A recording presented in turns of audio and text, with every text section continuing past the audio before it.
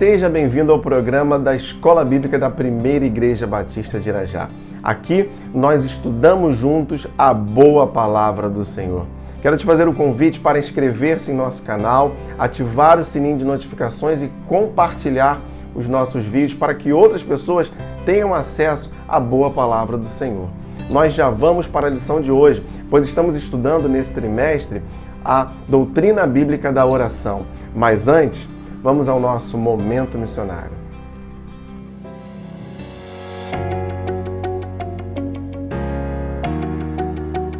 Vamos nos lembrar daquela maravilha de viagem no barco missionário lá no Alto Solimões, indo à casa dos ribeirinhos para evangelizá-los. Uma oportunidade de Deus que tivemos de conhecer não apenas a região amazônica, mas também de evangelizarmos os ribeirinhos, conhecermos aquela realidade, os nossos missionários lá, pastor. Então, informação, meninos e meninas enviados pelas igrejas batistas do Brasil para evangelizar aquela linda região.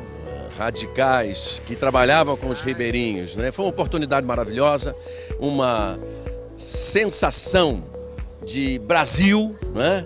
E conhecer aquela gente que enfrenta a enchente, e a gente só acessava suas casas saindo do barco num barquinho. E aquela experiência maravilhosa, fomos para levar a bênção do Senhor para eles e sentimos-nos extremamente abençoados. E pastor Heber, aquele convívio maravilhoso que tivemos dentro do barco missionário, que por si só já é um seminário de vida e de ministério para nós. Sem dúvida, os cultos e o companheirismo, longe de casa, longe da família, no Alto Solimões, rodeado de água por todos os lados. Noite e dia. Noite e dia, mas aquela coisa boa de estarmos convivendo como igreja ali, fazendo a obra missionária. Coisa maravilhosa. E nós queremos aproveitar a oportunidade de convidar você para conhecer o barco missionário e também tudo que a Junta de Missões Nacionais, nossas igrejas estão realizando lá no Amazonas. Entenda, se o nosso Deus te der essa oportunidade, agarre-a mesmo e viva uma experiência singular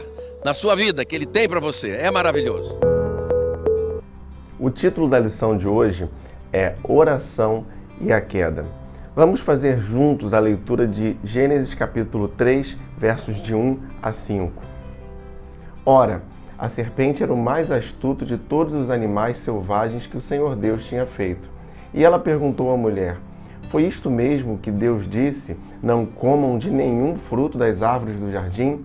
Respondeu a mulher à serpente: podemos comer do fruto das árvores do jardim, mas Deus disse: não comam do fruto da árvore que está no meio do jardim, nem toquem nele, do contrário vocês morrerão.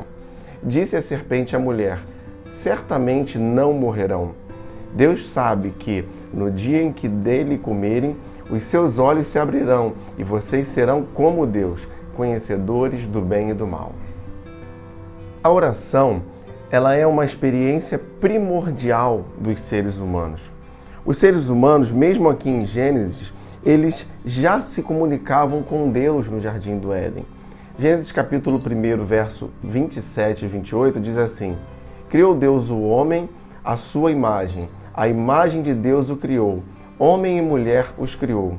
Deus os abençoou e lhes disse: sejam férteis e multipliquem-se, encham e subjuguem a terra, dominem sobre os peixes do mar, sobre as aves do céu e sobre todos os animais que se movem pela terra. Mesmo aqui no Jardim do Éden, o homem ele já conversava com Deus, ele ouvia diretamente de Deus aquilo que era orientação para a sua vida. Mas, de fato, a queda trouxe como efeito um distanciamento do Senhor. A queda trouxe como primeiro efeito ali a expulsão do homem e da mulher daquele jardim, que havia sido dado a eles para que eles cultivassem, como nós lemos aqui, para que eles estivessem usufruindo. Mas, de fato, essa expulsão do jardim, então, trouxe alguma dificuldade ao homem para que ele conseguisse falar diretamente com Deus. Então, a partir dali, a tarefa de falar com Deus, ela passou a ser uma tarefa que exige um certo empenho. Jeremias capítulo 29, versos 12 e 13 diz assim: então me invocareis e vireis orar a mim, e eu vos ouvirei. Vós me buscareis e me encontrareis quando me buscardes de todo coração. A expulsão do paraíso, então, ela influenciou a forma do homem conversar com Deus. O homem agora precisa ter mais esforço. Como o texto que nós lemos aqui em Jeremias, o homem precisa buscar de todo o coração, porque afinal de contas, agora o coração do homem não está mais voltado exclusivamente para Deus. Mas então, o que aconteceu ali naquele momento? A queda é um momento muito trágico da história humana, ou seja, a entrada do pecado no mundo. O homem, ele cede à fala de Satanás, de maneira que ele permite que o pecado, através daquela desobediência, ele entre na raça humana. Bom, e todas as tragédias, então, posteriores que o mundo enfrenta, todas as dificuldades, mazelas, tristezas, tudo é oriundo da queda. A queda influencia toda a vida do ser humano e ela influencia de modo a haver uma ruptura nesse relacionamento com Deus, uma vez que o homem aceitou aquela proposta do inimigo. Bom, o que acontece então? Nós podemos perceber que o eixo de decisão da vida do homem, que antes era voltado para Deus, agora ele passa para o próprio homem. O homem agora, ele está decidindo sobre a sua vida, ele não está apenas voltado para a vontade de Deus. Por isso, nós precisamos perceber que o primeiro casal, ele tinha plena consciência do que era certo e do que era errado. Ou seja, Adão e Eva sabiam o que era certo, o que era errado. E as escolhas deles antes da queda, elas estavam centradas em Deus, mas após ali a queda, elas passaram a ser centradas na sua própria vontade. Ou seja, o não comer, que era a ordem divina, era uma demonstração de obediência, mas uma vez que eles desobedecem e comem, eles trazem o eixo decisório da sua vida para a sua própria vontade. Então, Satanás ali, ele oferece, através daquela tentação, uma proposta de fazer essa mudança, tirar a vontade da mão do Senhor e passar a vontade para a própria mão do homem. Gênesis 3, verso 5, Deus sabe que no dia em que dele comerem, os seus olhos se abrirão e vocês serão como Deus, conhecedores do bem e do mal. Então, de fato, Adão e Eva aceitaram os argumentos de Satanás e, como consequência, a queda ela afeta todas as dimensões da vida do homem. O homem agora, ele passa a ter um distanciamento nessa conversa com Deus. Mas Gênesis 4, verso 26 diz assim: também a Sete nasceu um filho, a quem deu o nome de Enos. Nessa época começou-se a invocar o nome do Senhor. É interessante percebermos que mesmo com a distância de menos de um capítulo aqui, são cerca de 200 anos entre a queda e quando o nome do Senhor volta a ser invocado. O homem tem como consequência da queda sobre sua vida um afastamento do Senhor, de maneira que ele interrompe a conversa com Deus e ele para de invocar o nome do Senhor, só retornando aqui em Gênesis 4, verso 26. Então, queridos, até os dias de hoje, a experiência da oração, ela é um desafio para nós. Nós precisamos estar ligados nessa importância. Mas por que a oração é um desafio? E nós queremos colocar hoje 3 pontos sobre o desafio da oração. O primeiro ponto é porque passamos a tentar nos esconder de Deus. Como consequência da queda, o homem ele se esconde do Senhor. O Senhor vem ao encontro do homem, mas o homem agora já não se sente mais à vontade em estar na presença de Deus. Gênesis 3, versos de 8 a 10. Ouvindo o homem e sua mulher os passos do Senhor Deus que andava pelo jardim quando soprava a brisa do dia, esconderam-se da presença do Senhor Deus entre as árvores do jardim. Mas o Senhor Deus chamou o homem perguntando: onde está você?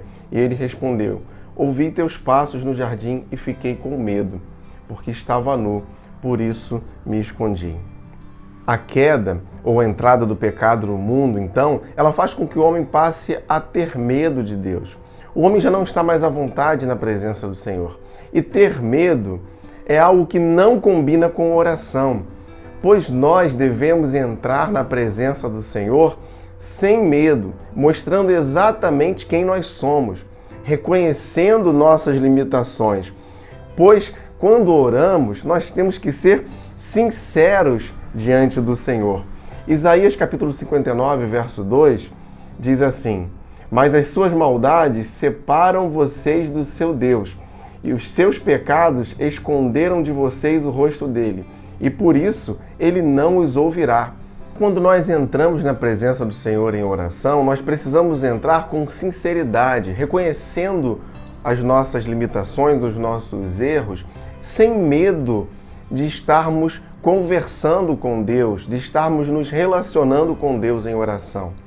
E aí nós vamos para o nosso segundo ponto, que é o seguinte: orar é um desafio porque passamos a ter dificuldades de aceitar a nossa parcela de responsabilidade pelos nossos erros e pecados. Desde o Éden, o homem tem essa dificuldade. Interessante que quando o homem ele é confrontado por Deus ali no Éden, Adão, ele transfere a sua responsabilidade. Gênesis 3, versos 12 e 13, vai dizer assim: disse o homem, foi a mulher que me deste por companheira que me deu o fruto da árvore, e eu comi. Perceba que o homem ele está transferindo a responsabilidade para a mulher. E o texto segue: o Senhor Deus perguntou então à mulher, o que foi que você fez? Respondeu a mulher, a serpente me enganou e eu comi. Então o homem transferiu a responsabilidade para a mulher e a mulher transferiu a responsabilidade para a serpente. É interessante percebermos que esse padrão de transferência de responsabilidade é algo que vem até hoje. Diariamente nós somos tentados a transferir nossas responsabilidades, principalmente aquilo que é erro em nossas vidas, para outras pessoas. Sempre tentamos culpar os outros pelas nossas dificuldades. Mas não é possível nós entrarmos diante do Senhor em oração tentando transferir as responsabilidades que nós temos. Na oração, então, nós devemos assumir as nossas responsabilidades, verificar o que é errado e assumir diante de Deus os nossos pecados, submetendo, então, a nossa sinceridade a Ele para que Ele atue sobre nossas vidas com perdão. E nós, então, chegamos ao terceiro ponto dessa lição, que é a oração é um desafio porque passamos a nos ver como vítimas das nossas circunstâncias. Interessante quando nós olhamos para o versículo 13 que lemos aqui em Gênesis, quando Eva é confrontada e Eva tem uma tendência a se vitimizar diante daquela circunstância. O verso 13 diz assim: a serpente me enganou e eu comi. Parece até que não havia outra possibilidade. Parece até que Eva não tinha a escolha de não comer. E veja bem, eu não estou colocando aqui exclusivamente a culpa da queda sobre Eva, porque nós sabemos que Adão, ele tem a sua parcela, ainda que Eva tenha comido primeiro o fruto. Mas eu estou aqui falando sobre a reação de Eva, uma reação tendendo a uma vitimização, como se ela não tivesse escolha. E de fato, nós sempre temos escolha. Nós sempre temos a oportunidade de escolher entre o certo e o errado. E passamos, muitas vezes, a dizer que somos reféns da situação por uma maneira cômoda, por uma maneira mais tendenciosa da nossa natureza humana. Então, nós não temos traçado o nosso destino como se nós fôssemos obrigados a decidir sobre certas coisas. As atitudes que nós tomamos, elas têm sim as suas consequências, mas nós sempre podemos tomar a decisão sobre elas. Eu sei que nós não escolhemos muitas coisas em nossas vidas, como o país que nós nascemos, a nossa filiação, a nossa língua materna, mas de fato nós podemos reagir a todas essas situações. Nós podemos olhar e perceber que o próprio Jesus, ele nos ensinou que nós temos sim escolhas. Mateus capítulo 7, versos de 24 a 27 diz o seguinte: portanto, quem ouve estas minhas palavras e as pratica é como um homem prudente que construiu a sua casa sobre a rocha. Caiu a chuva, transbordaram os rios, sopraram os ventos e deram contra aquela casa, e ela não caiu, porque tinha seus alicerces na rocha. Mas quem ouve estas minhas palavras e não as pratica é como um insensato que construiu a sua casa sobre a areia. Caiu a chuva, transbordaram os rios, sopraram os ventos e deram contra aquela casa, e ela caiu, e foi grande a sua queda. O homem, então, ele tem sim a prerrogativa das escolhas sobre suas mãos. Ele vai escolher se ele vai construir a sua casa ou a sua vida sobre a rocha ou sobre a areia. Ele vai escolher, por exemplo, a quem ele pode servir ou a quem ele vai servir. Mateus capítulo 6, verso 24 diz assim: ninguém pode servir a dois senhores, pois odiará a um e amará o outro, ou se dedicará a um e desprezará o outro. Mas vocês não podem servir a Deus e ao dinheiro. O poder das escolhas, então, está em nossas mãos. Mas a expectativa do Senhor é que nós possamos escolher, decidir, segundo a sua vontade para nossas vidas. E como nós chegamos, então, à vontade do Pai? A oração, nesse ponto, ela se mostra como a principal ferramenta que nos alinha com a vontade de Deus para nossas vidas. Quando nós buscamos ao Senhor em oração, nós encontramos com a sua vontade para nós. E concluindo a lição de hoje, onde nós falamos sobre os efeitos da queda na oração, nós podemos perceber que nós não devemos nos esconder de Deus. A nossa oração, ela deve nos apresentar como somos ao Senhor. Nós também podemos perceber que temos que aceitar as nossas responsabilidades, os nossos erros, as nossas culpas e confessá-los ao Senhor em oração. E também vimos que nós não devemos ser vítimas das circunstâncias ou nos vitimizar. Devemos sim assumir a nossa responsabilidade, reconhecer os nossos erros e colocá-los diante do Senhor. Lucas capítulo 22, verso 42, o próprio Jesus, ele diz lá na sua oração no Getsêmani: não seja feita a minha vontade, mas a tua. Que esse seja o nosso objetivo em oração, buscar a vontade de Deus e cumpri-la em nossas vidas. Vamos orar, feche seus olhos, vamos falar com Deus. Senhor, te damos graças, ó Pai, pela Tua palavra e pedimos que o nosso intuito, sempre quando buscarmos a Ti, seja buscar a Tua vontade para nós, reconhecendo as nossas limitações e entregando-as em Tuas mãos para que o Senhor nos perdoe. Muito obrigado, ó Pai, porque o Senhor conversa conosco em oração. Oramos em nome de Jesus. Amém. E se você gostaria de enviar a sua dúvida ou seu comentário sobre a lição de hoje, você pode fazer isso através do nosso e-mail ou das nossas redes sociais. Não se esqueça de inscrever-se em nosso canal, ativar o sininho de notificações e compartilhar os nossos vídeos para que outras pessoas tenham acesso à boa palavra do Senhor. Muito obrigado por você estar conosco aqui no programa da Escola Bíblica da Primeira Igreja Batista de Irajá. E não se esqueça, leia, estude, entenda a Bíblia.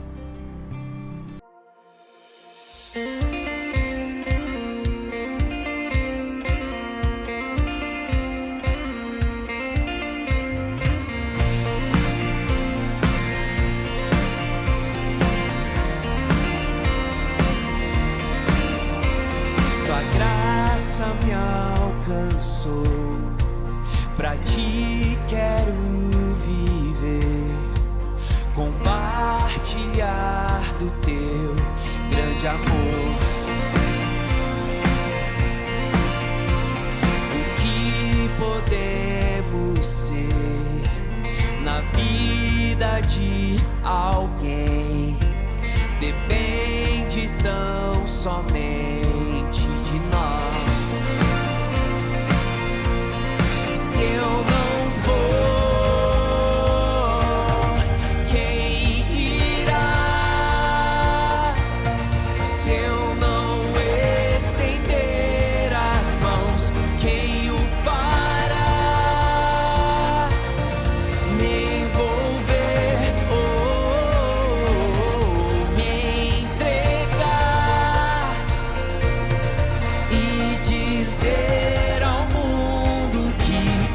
Jesus voltará. Até que ele venha, até que ele venha. Cristo a esperança que ao mundo vou levar. Até que ele venha, até que ele venha. Ele é a razão que me faz continuar.